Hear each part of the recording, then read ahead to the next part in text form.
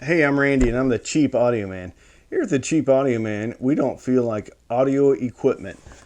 Subwoofers, speakers, amplifiers, DACs, turntables, CD players or transports, interconnect wires, speaker wires, power conditioners. Should cost more than participating in an Ironman triathlon, where you have to pay like $800 just to sign up, and then you have to go somewhere and get a hotel room for like 2 days, and then you have to transport your bike down there, and then when you finish it, you get to brag to everybody that you finished an Ironman and maybe go get a tattoo, so that you don't even need to communicate to everybody that you participated in an Ironman. And these don't, or this doesn't. What is it? It's the Emotiva SE12 Flex subwoofer. So grab a cup of coffee, sit down, and let's talk about the Emotiva SE12.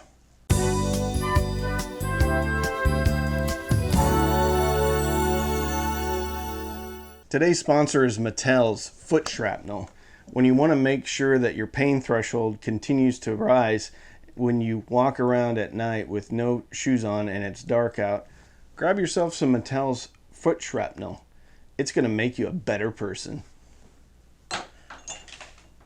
Emotiva SE12. All right, let's talk about some specs. From memory, 200 watt amplifier, rated at 28 hertz up to 200 hertz. That's a negative 3 dB. It's big, and the color is black. And just to show you how big it is, for some reference, this is a kernel of corn. Okay, that's how big it is to a kernel of corn. On the back, you have a phase switch, 0 or 180. Bass doesn't sound good enough for you, flip the switch. If it sounds better, then that's the phase it should be in. If not, switch it back. It has a variable low pass filter from 60 up to 200, I think. Yeah. And it has a gain switch on the back. And it has a low frequency input and all that good stuff. And it has a high pass filter. Okay? We'll talk about that here in a little bit. It's big. It's big. All right, I'm going to bring out the SVS 12-inch subwoofer just to give you a reference.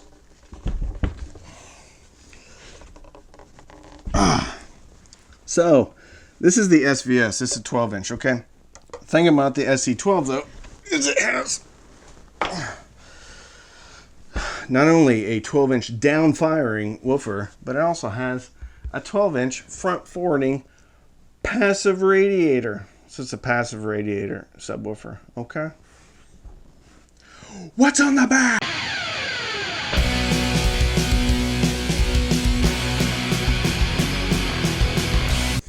On the back, you have speaker level inputs. So if you don't have a subwoofer output on your integrated amplifier or tube amplifier or anything, don't worry. You just run a line, speaker line from your amplifier into here, and then you can run your speakers from here back to your speakers. Okay, you can also do it where you just run your line to the speakers and then just a little wire down to here. Either way, it works. These are just grabbing a signal off of it. Okay, over here you have your low frequency input. So if you're running a AV receiver or something that's already doing your bass management for you, you stick it in here. All right, then you have your RCA in and your RCA out. I mentioned that there's a high pass filter that you can apply to your speakers. So you already have a low pass filter in here to run the subwoofer. Now you have bass management. You don't have to worry about doing it in your AV receiver or your integrated amp. You have 3 switches. You have a 60 hertz, 80 hertz, and 100 hertz high pass filter. The only way that you can get that to work is by taking your source.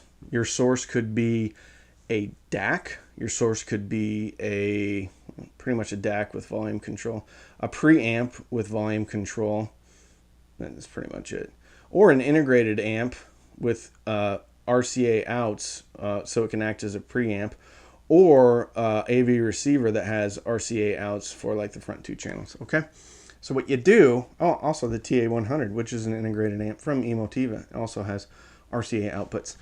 What you do is you take the RCA out, you run it into here, or RCA in, you run it into here, then you run your RCA out back into either a power amplifier or another integrated amplifier. If you're using two integrateds, though, a preamp and an integrated, you got to set the volumes right, but that's another thing. Basically what you do is you set your volume on your integrated amp to about 75%, and then you run the volume from your preamp or whatever. Okay. Now you have bass management. That's pretty cool because now those low frequencies, so everything below 80 for the most part, or below 60, or below 100, is not going to your speakers. So they don't have to work as hard. It opens up a lot of possibilities, especially if you're using, like, I don't know, the Rysong A10, which is a 6-watt tube amplifier. All right. So a lot of the power gets sucked up by low frequencies. So if you're eliminating those low frequencies when they're going to your bookshelf speakers, guess what? That Rysong doesn't have to work as hard, and which means you can get it even louder. All right. Then you have your volume or your gain knob right here. I always suggest you start around 50%, then adjust from there. Then you have your crossover. I always suggest starting about 80 hertz and then adjusting from there. You have your power, and then you have your phase switch. Okay, and then you put your power in here. Okay. So how does this thing sound?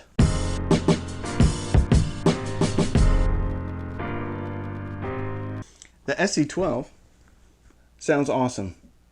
It'll shake your room. It's real big, and you have two 12-inch drivers, although one's a passive radiator, okay?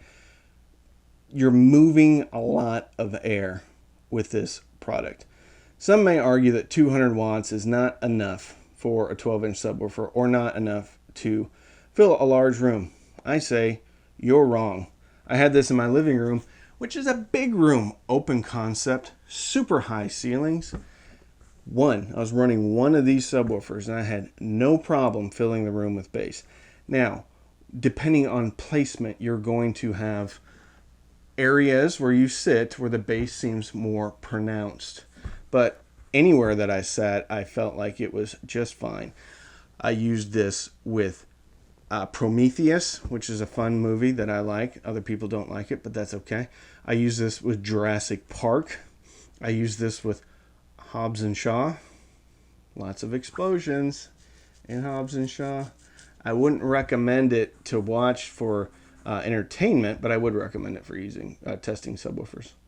Okay. Then I switched to music. Now, when I switched it to music, I brought down the levels a little bit more so that it wasn't so intense. It blended just well. Texture and tone is great. The problem that I have with some ported subwoofers is I feel like they can't quite keep up with the music, especially when you're listening to some pretty fast stuff like metal or things like that. Dumb by Nirvana has a very nice bass line. I felt that the tone and texture and clarity of the bass was excellent. I also listened to Highway to Hell by AC/DC. That bass is much tighter. You can kind of tell and you can kind of test when you get it dialed in right because it's tight and it doesn't seem over accentuated. And that song I actually used to kind of set the subwoofer up, because if it's too, I know that I'm setting it too high, and that's not neutral for me. Now, if you want a big old bump in there, you can put a big old bump in there. Okay. So I think it sounds great. Miles Davis, So What, off of Kind of Blue record. I got the stand-up bass, or I heard in the stand-up bass, clarity, great tone, wonderful, wonderment. If you have the room for this thing, not to mention its cabinet's really inert too, very nice. If you have the room for this, and you want to have a lot of flexibility with putting high-pass filters and doing bass management through your subwoofer, no-brainer. It's $399. I think that's an extreme value for a subwoofer that can do everything that this thing can do. It's amazing. If you have the room for it, no-brainer. Look at this subwoofer. There's not a lot of subwoofers. There are some out there that can do high-pass filters, but not like this, not with 3 variable frequencies on it, not with a passive radiator. Now they're going to move this much air. Okay, this is a great subwoofer and a great value. Comes in any color as long as it's black, because that's what Emotiva does, and I like it. All right. If you want to support the channel, you can do it in a variety of ways. This will be linked in the description. If you purchase it through that link, I do get a commission. I get commissions on most of my links. Most, not all of them. Also, you can sign up for Patreon. Patreon.com/cheapaudioman. Every Sunday night, we do patron-only Zooms. We did one last night. Also, we have a patron-only Facebook group. And then sometimes I'll do one-on-one patron Zooms, and then I'll do maybe a couple, small group Zooms and things like that. It's a lot of fun, and you support the channel, okay? You can also sign up for Amazon Music HD for free. There's a link in the description. Click on the link, scroll down to the bottom, click Try HD. You get 3 months for free, and I get a couple of dollars.